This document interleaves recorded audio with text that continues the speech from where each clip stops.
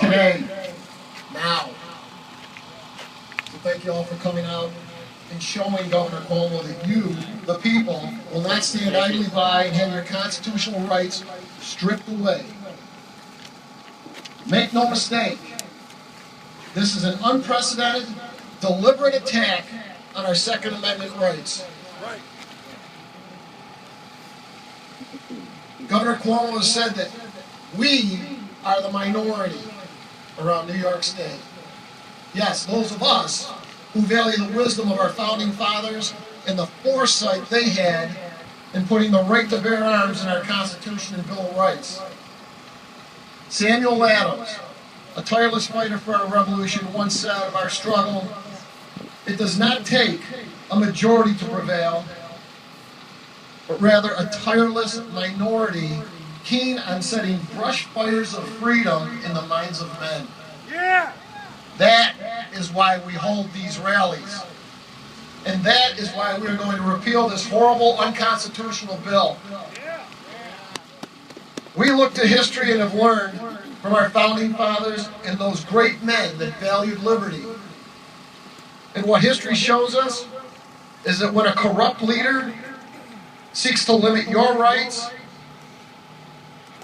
I wrote this at 2 o'clock in the morning. They do it in the dead of night, without public discourse, and the use of threats and intimidation. That's what happened in Albany my first day on the job. Governor Cuomo bypassed all ethics, he bypassed all procedure in order to get what he wanted. And like a spoiled, whining child, he wanted it now. Bypassed his own policy. Exactly. I voted against his bill, and I am proud that one of the first votes I ever cast was to stand with our Constitution and with all of you. Well done. Right. Come on, man. Governor Cuomo now expects all of us to fall in line like zombies and march lockstep with his mindless minions. Governor Cuomo does not want you to question his authority. Governor Cuomo wants you to move past the era of the Constitution. Governor Cuomo wants you to move into his progressive dystopia. This is America. We don't have dictators. I will not march. I will stand with God.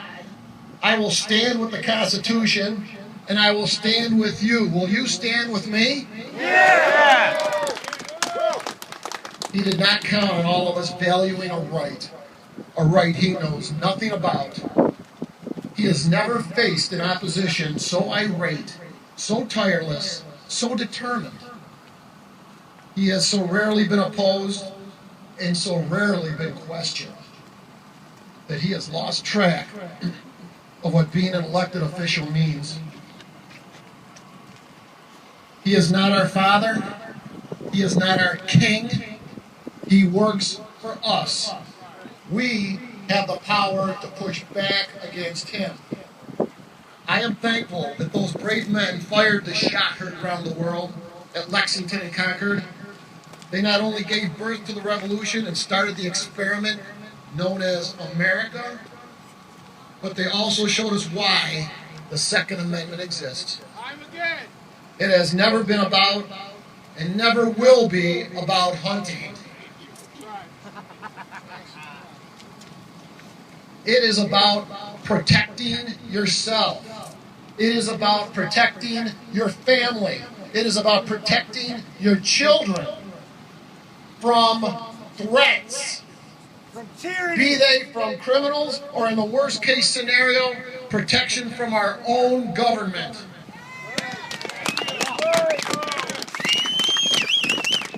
The last person that exploited children to shake guns was Hitler. Please let me repeat this brilliant quote from our country's first president, George Washington. He nailed it. He said, "A free people ought not only be armed and disciplined, but they should have sufficient arms and ammunition to maintain a status of independence from any who might attempt to abuse them, which would include their own government. The Second Amendment is very clear. The Founding Fathers made their intentions very clear. And now, I will repeat the words verbatim so that I am very clear to those who voted for this horrible law. And especially you, Governor Cuomo. You guys know this? Say it with me. The right of the people to keep and bear arms shall not be infringed. Thank you. God bless you. God bless New York. God bless America. Come on, Norman.